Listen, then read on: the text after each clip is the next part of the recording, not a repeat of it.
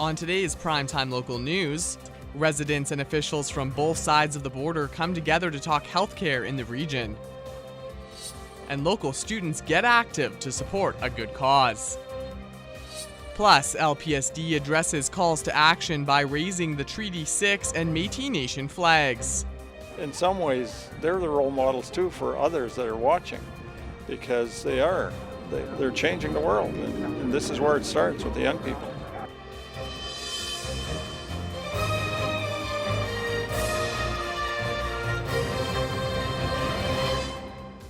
Primetime Local News, serving the Lakeland and Midwest regions. Healthcare in Lloydminster is top of mind for residents who gathered at the Legacy Centre last night to hear health officials from both provinces. Residents voiced their concerns, but will anything change? On a night when most were focused on playoff hockey in Calgary, a large group of area residents came to discuss healthcare in the Lloydminster area. The event was put on by the Lloydminster and District Health Advisory Council. The group shared their 15 main priorities, which include seamless cross-border sharing of health information, improving ambulance service, and better recruitment and retention of healthcare staff. Chair Paul Richer says he'd like to see a full-time ombudsman tasked with overseeing healthcare in Lloydminster. There's a point where someone's portfolio included all these small communities in Saskatchewan, and it has to do with long-term care, but failed to mention some nearby places in Alberta. That's wrong. This local doctor says Lloydminster is short about 6 family doctors, and that's leading to overcrowding at the hospital's emergency room. We do not have an intensive care unit in Lloydminster, and we are 160 miles from Edmonton and 180 miles from Saskatoon, and we do a lot of high-risk surgery here, and some of them we cannot do, and we send people away. A large contingent from St. Walburg were also present, led by the town's mayor. She says Lloydminster Hospital serves her community, and she sees the healthcare gaps in the region. They serve a large population, and it seems like the wait times are long. We don't have an ICU unit. There's so many services that could be offered that are not. Provincial officials were in attendance, including Saskatchewan MLA Colleen Young. The Lloydminster Hospice has been put back on the books to be re-examined. Alberta's Assistant Deputy Minister of Health is on the Bi-Provincial Health Committee. He says he hears the concerns. We've also learned a lot about, what are the strengths and the weaknesses of our health system. Absolutely fair that there's always so much changeover, and so when you have a unique geography like this, there is that greater risk perhaps of the continuity that may not be there.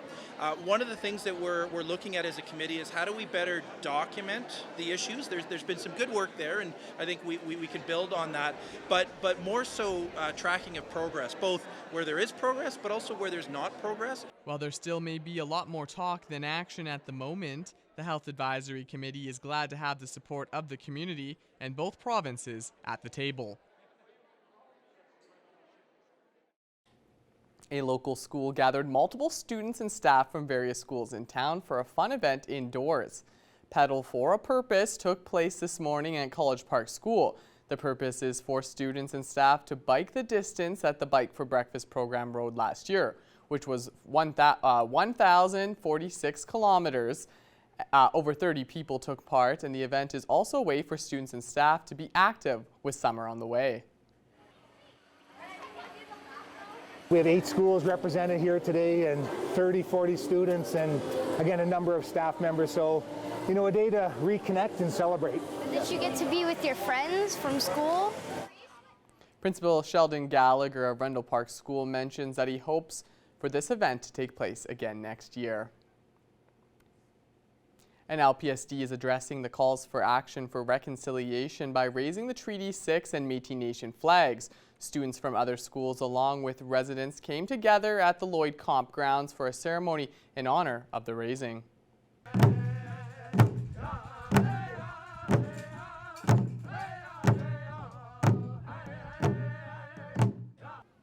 Each school brought a Métis and First Nation student to the event. The students then each received a Métis and Treaty 6 flag to bring back to their schools, so the flags will be raised there as well. When I think about the word role model, I also think about the students that are here participating and organizing and being a part of this event. which are so important in terms of advancing reconciliation, creating that broader understanding. So in some ways, they're the role models too for others that are watching, because they're changing the world, and this is where it starts with the young people. This is to promote a safe and comfortable environment, as well as acknowledging the contributions of Indigenous people in the community. By beginning the process of raising these flags, they hope to provide a sense of belonging. In some speeches, it was said that every individual has a role to play in looking for ways to call to action, even with these challenges still continuing. If we didn't have challenges, I mean, that work wouldn't have been necessary. But that's the reality. We accept that reality. We accept the history as it was and how it affects us today, and then coming together to change that for the future. Now in St. Paul, the St. Paul and District's Art Foundation is hosting the 2022 ACACA North Zone Art Show. With more, here's Thomas Wildman. Today we have Eric Spoth, an artist in residence for the St. Paul area, and he is here today to tell us about the ACACA North Zone Art Show that will be taking place at St. Paul coming up at the end of the month. And so thank you so much for being with us today, Eric. It's a pleasure. Thank you, Thomas. And so, Eric, tell us a little bit more about the ACACA. So the Alberta Community Arts Club Association is a collective of art organizations. So these would be, in our case, the St. Paul and District Arts Foundation. It's a nonprofit which offers art instruction and events throughout the year relating to the arts. And their mandate is to just foster not only the ongoing training of artists in Alberta, but also to create 3 events, 3 zone shows every year. So the zone shows, there's one in Southern Alberta, one in Central Alberta, and one in Northern Alberta every year. This would be the first one in 2 years that's in person after COVID. And they use a different they use a different town every year or city to host the show. So it could be Jasper one year, it could be Edmonton. So this year we were asked to host it.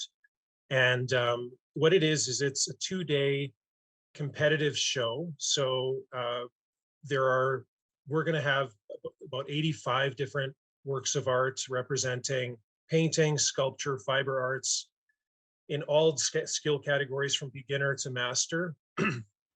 And these are juried shows. So the top pieces in each category get selected to go on to the Alberta-wide show, which is taking place in Camrose this August. And it's basically an opportunity for artists to showcase their work and also to generate revenue. It is a sale, so pieces that artists have selected to be for sale are available. And we've decided to tie it into a bigger event, which includes a street market on the day on Saturday, and it also includes entertainment. So we have live performers coming on Saturday as well. And so what kind of artists and art forms are we going to be seeing at this event? We have, like I said, about 85 pieces, which is around 41 or 42 artists being represented from over a dozen communities around Northern Alberta. And we have artists from Saddle Lake. We have artists, obviously, from St. Paul, from as far as Edmonton, Fort Saskatchewan.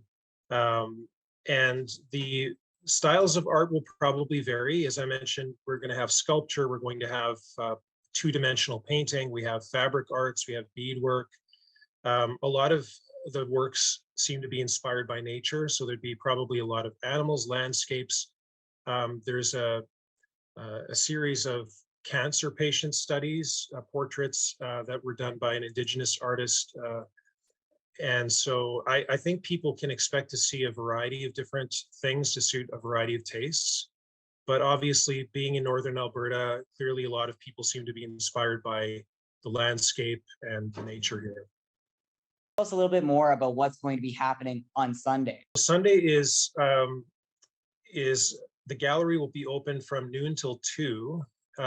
Sunday is about the public art critique. So as artists are submitting their work to the show, they can choose whether they'd like their work to be professionally critiqued. And this is going to be kind of an interesting thing for some people to be part of, because the art will be put on display, and professional artists, jurors are going to critique the work, offer constructive criticism, and And it's a great opportunity for people who are artists or non-artists to just see what that process is like to interpret a piece of art. One thing I did forget to mention is in tandem with the show, we've invited local schools to submit artwork from their art students. So we've got 50 pieces coming in from all the regional division schools, grades 5 and up. And while those paintings are not competitive, it's meant to give young artists that kind of confidence boost to have their work in a public venue is connected to a show that potentially they can then enter competitively years to come. Thank you so much for all the information today, Eric, and I can't wait to come out and take a look at all the artwork May 27th to 29th event. Thanks so much, Thomas. I appreciate it. Well, it was a wet day here in Lloydminster. For more, here's Shelby Clark.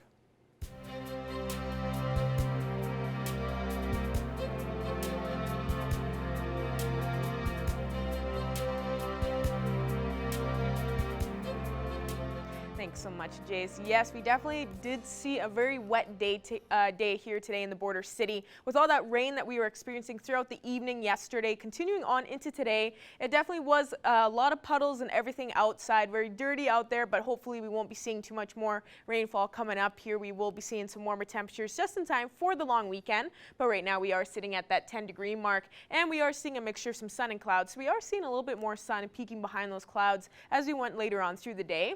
And switching now to temperatures across the region for Alberta and Saskatchewan. On the Alberta side, we've cooled down just slightly in some spots, especially in Edmonton, Wainwright, and Provost there, seeing 5, 7, and 8 degrees. The rest are still at those double digits, with Vermilion and Lac La Biche both at 10, 11 in Cold Lake, while it's 12 degrees in Marawayne and St. Paul, and 13 in both Bonnyville and Vegreville.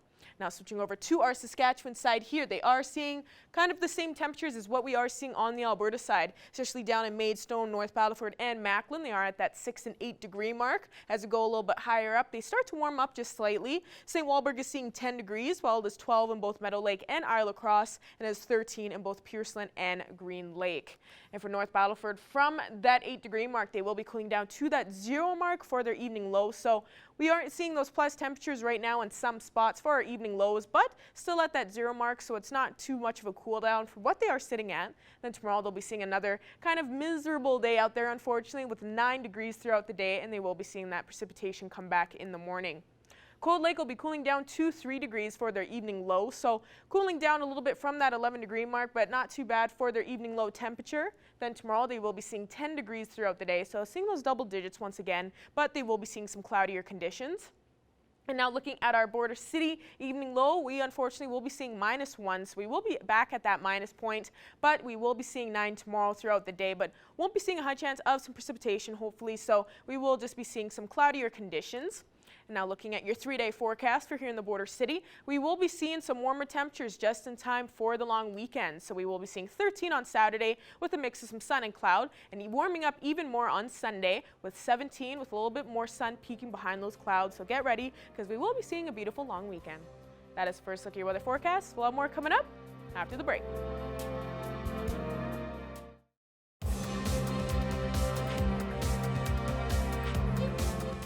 Tonight, 10 teams set out for the 2022 North Saskatchewan River Baseball League Championship. Evan Kenny has more as the season kicks off. Thursday night, all 10 NSRBL teams were set to play. Due to weather, the 2021 champions, the Kindersley Stallions, had to postpone Game 1 versus the Standard Hill Lakers. Apart from that game, the rest of the league is ready to get back at it. We were kind of hoping for a little bit better weather to start the season, but it is what it is, right? But other than that, I haven't heard of any other cancellations tonight, and every other team is excited about getting going. So, 3 teams previously in the league have opted out for the season. Unity will only see the junior team compete. The 2 North Battleford teams have combined into one, and the Border City Blue Jays elected to take a leave of absence. With the absence of some of those teams, you're going to find that some of those other teams are strengthened. So it should be a good, strong, competitive league, I think, this year. At the AGM, hosted in early April, the league made one change to play. Teams can now use a designated hitter for any position. You know, they're fulfilling a roster on the road where In the past, we would just have a designated hitter for a pitcher. This year, we've decided to just do a designated hitter for any positional player, which allows you to basically have a 10-man roster. So if you take 10 guys on the road, one guy doesn't have to sit. Each team will play a home-and-home against their division and play an additional 5 against the other division. Evan Kenny, Primetime Local Sports. The Lloyd Twins have also canceled their game against St. Walburg due to weather. Moving over to hockey now, the first playoff battle of Alberta in 31 years kicked off with a bang, with the Flames taking Game 1 in a wild, high-scoring showdown. He's got Lindholm open, and the first shot scores! The Flames set a franchise record, scoring their fastest 2 goals to start a playoff game in just 51 seconds. Calgary was up 5-1 at one point before the Oilers found their stride. Matthew Tkachuk scored a hat trick, including this empty netter, as the Flames beat the Oilers 9-6. Game 2 goes tomorrow. And hopefully things go a little better for the Oilers in that game. Well, now it's time to take a look again at weather. Here's Shelby Clark.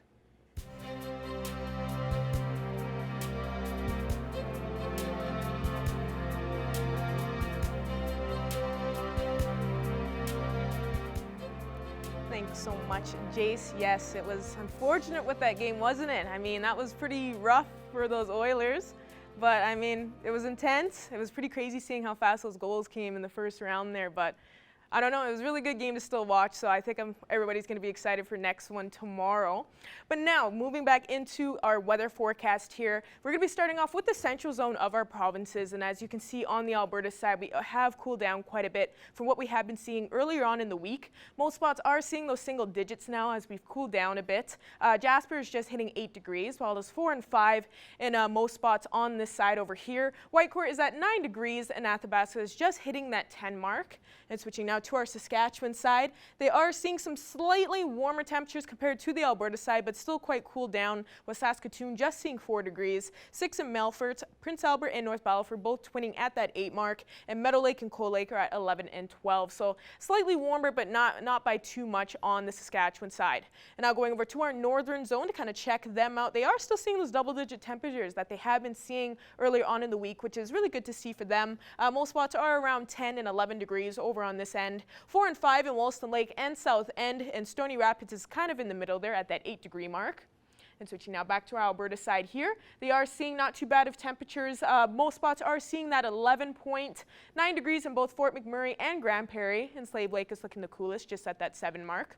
And going now over to our southern zone, surprisingly, they are not doing so well temperature-wise. They are even cooled down a bit cooler than the central and the northern zone. 6 and 5 in most spots on this side of the map for Calgary, Banff, Medicine Hat, and Lethbridge there. And going back to our Saskatchewan side, they are looking slightly cooler as well. Regina is probably the warmest there, just at that 11-degree mark. 9 in Moose Jaw, while Estevan and Swift Current both twinning at 7 degrees. And Yorkton and Kindersley are seeing definitely the coolest temperatures at 1 and 3. Now going back across the region to seeing what we will expect throughout our evening, we are going to be cooling down quite a bit temperature-wise for our evening lows, unfortunately.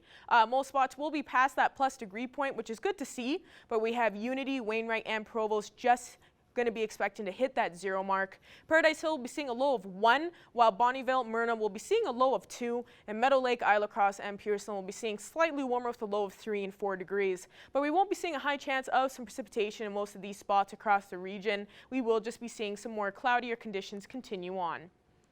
And ending off with our 7-day forecast for here in the border city. We will be seeing that 9-degree mark throughout our day tomorrow. To start off our long weekend, unfortunately, we will be seeing those cloudier conditions as well. But then we will warm up just in time for the weekend. So we will be seeing 13 on Saturday with a mixture of some sun and cloud. We will see that sun peek out behind those clouds more on Sunday. We will still be on our weekend, so that'll be good. And then Monday, to end it off, we will warm up to 18 degrees, and we will continue that warm streak through the rest of next week. When we get back to reality there on Tuesday, we'll see 18 once again, then seeing 16 and 18 next Wednesday and next Thursday. That is another look at your weather forecast. I'm Jace Mackey. We'll have more news coming up after the break.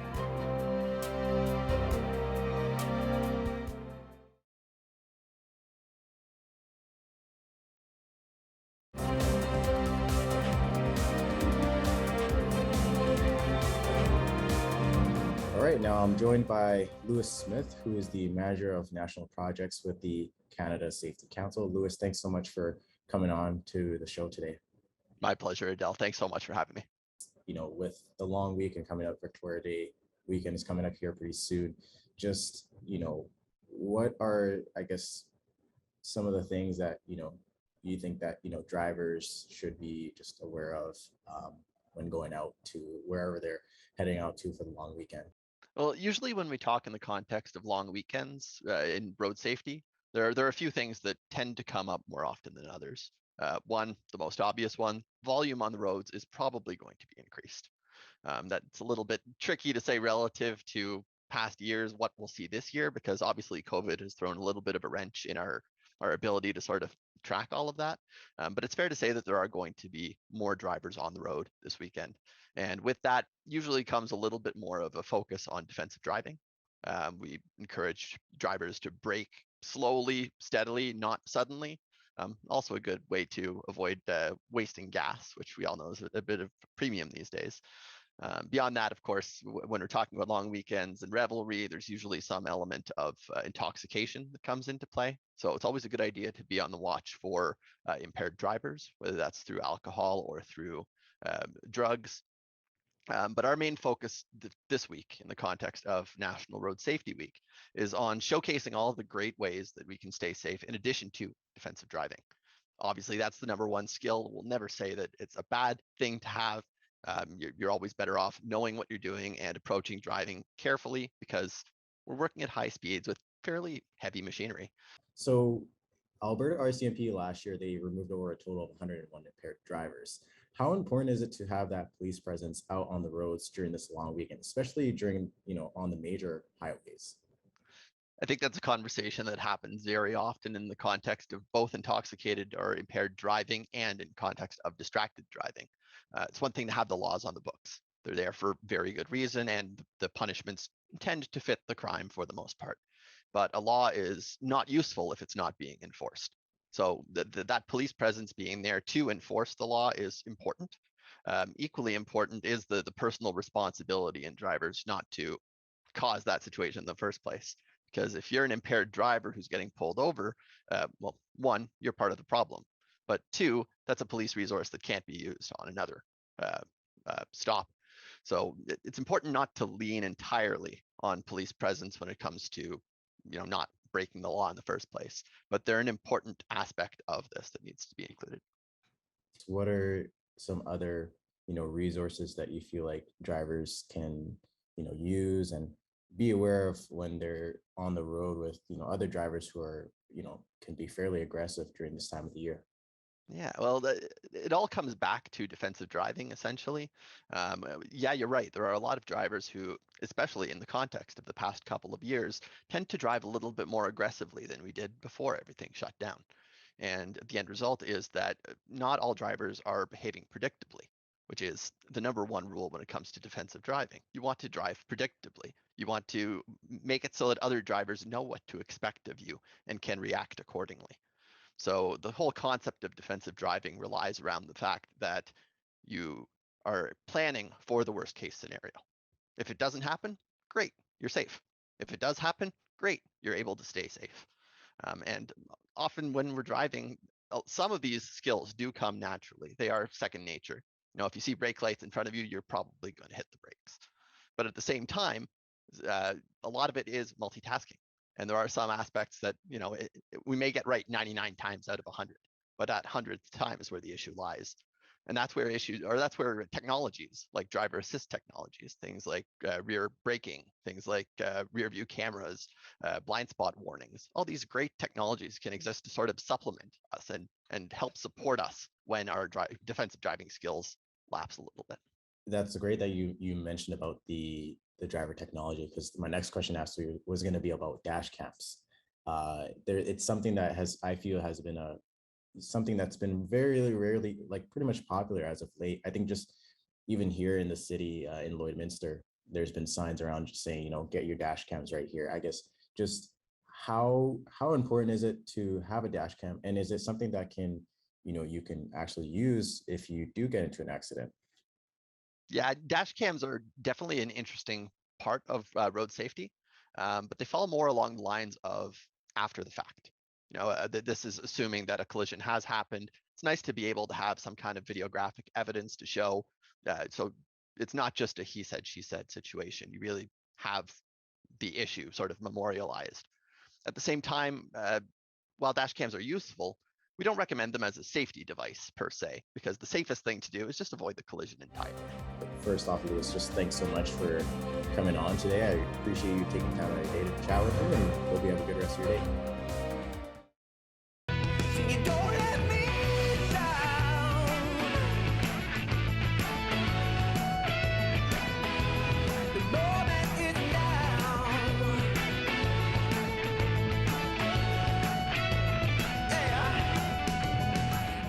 I'm joined today by a very familiar face, Taylor Hanson. Taylor, I was looking at the press release for this new album and song we're talking about, and it says that it's the 30-year anniversary of Hanson as a band. How does that make you feel, Taylor? Well, I mean, for one, it makes me proud. I mean, longevity, especially in the industry that we're in with music, is hard fought. And, you have people that are things are very trend oriented. They come, rise and fall. But our heroes were people that had careers, people that kind of survived and built real fan bases and kind of overcame the moment buzz. And really the only way we've known how to do that is to just continue to do good work and, work that you're proud of and sort of be stubborn. You just keep showing up. So it feels great. Well, let's talk about the album that comes out on Friday. A couple singles out already, but Red, Green, Blue, kind of a unique concept in that each brother is able to produce a segment of the album. How did that idea come about? Is it something that would just, came naturally and this is something we should do? Or did you guys take a lot of time and think, well, maybe this is the best plan for us? The whole world's been affected by the pause of the pandemic. And so, we had certain projects that were in the works. Last year, we released an album called Against the World, which was intended to be a part of a world tour before everything sort of took a break.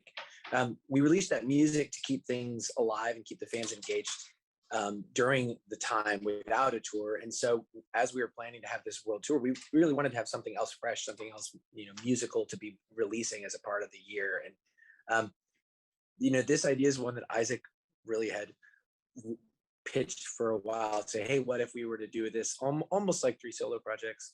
And honestly, a project like this, it has to just be the right time. And we've been so focused for years really on this is who we are. Look at who we are together. Look at our collective voice. Look at we're a band, this is not a gimmick. Like, this is about this unit. And so I think to this point, I think this was a moment in the history of the band where we could finally sort of break it apart and sort of take that risk, because there's no question where we've come from. There's no question what's made us Hanson, but this does shed a light that is different on what it is we do and why Hanson sounds the way it does. 3 singers, 3 writers, 3 players. And hopefully it'll just add more depth of people's understanding of what the band is. And we'll see what the fans, how their reaction is once they actually get their hands on it. Well, the third single, Don't Let Me Down, features Zach from Shinedown. How did you come into collaboration with him? Well, so Zach, I think the power of social media, there was a connection to him, basically seeing that he was a fan. Quite a few years ago, he had been public about, saying he followed the band, and it was an unexpected one. When you think about styles, here's a pretty heavy rock band, but honestly, we have so many connections with people that you wouldn't necessarily think on paper would be a natural connection. But he came out of blues, he came out of being kind of playing Southern rock, and just as a musician, and so became friends. There's also Frankie Muniz, is a friend who we've known for 20 years plus, who guest appears in the video. Very funny, very tongue-in-cheek. That song is the single from the section of the record that is led by Zach. So very much his sense of humor and, very over the top. And again, if people go and look at the different songs, the different videos, you really do get a very strong indication of just different creative voices, different perspectives, different, even just different musical influences. Well, the video is hilarious. And as you said, Frankie Muniz is in it. Most people will know him from Malcolm in the Middle. How did the idea come about for the video? Why did you guys decide to go with that concept? Well, there's actually one more brother layer to it. Our youngest brother, there's a fourth Hanson brother, actually directed the video, and he and Zach are have a very similar sense of humor. Let's say that, and we, Zach wanted to do a funny video, so he and Mac, or Mackenzie, or we call him Mac, collaborated on it, and really just the idea was to kind of how far could you take this concept? How ridiculous how over the top could it be? The song is definitely, Don't Let Me Down is definitely kind of a pump you up, get psyched type of song. And so I think they thought of it as kind of a gym rat type of a song. Like you can imagine putting this on and then going and, lifting weights and getting fired up. Well, the tour is coming up here, Taylor, and you will be coming through our area, through Calgary and through Edmonton. How exciting is it to kind of get back on the road and try and at least, get people back to normal and enjoying music again at shows instead of having to do everything virtually?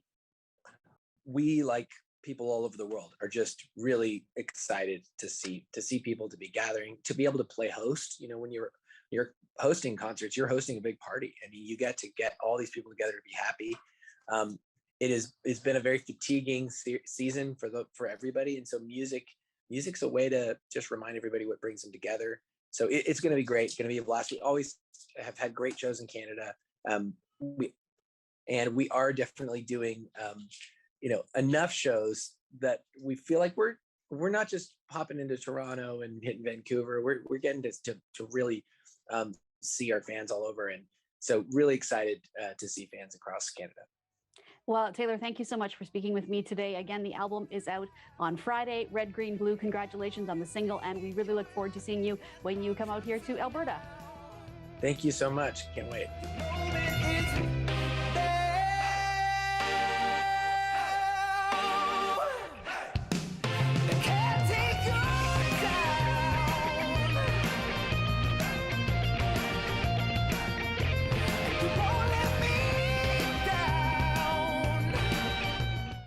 Ending off with taking another quick look at your 7-day forecast. We will be seeing a gloomier day tomorrow, unfortunately, but don't worry, that's one more day, and then we will be getting back up to those double digits just in time for the long weekend. We'll even be seeing a lot more of a sunnier day on Sunday there, right in the middle, seeing 18 to end that off. So we will be seeing a beautiful long weekend coming up here in the border city. Then that warm streak will continue on into next week with 18 next Tuesday and seeing those same temperatures next Wednesday and Thursday.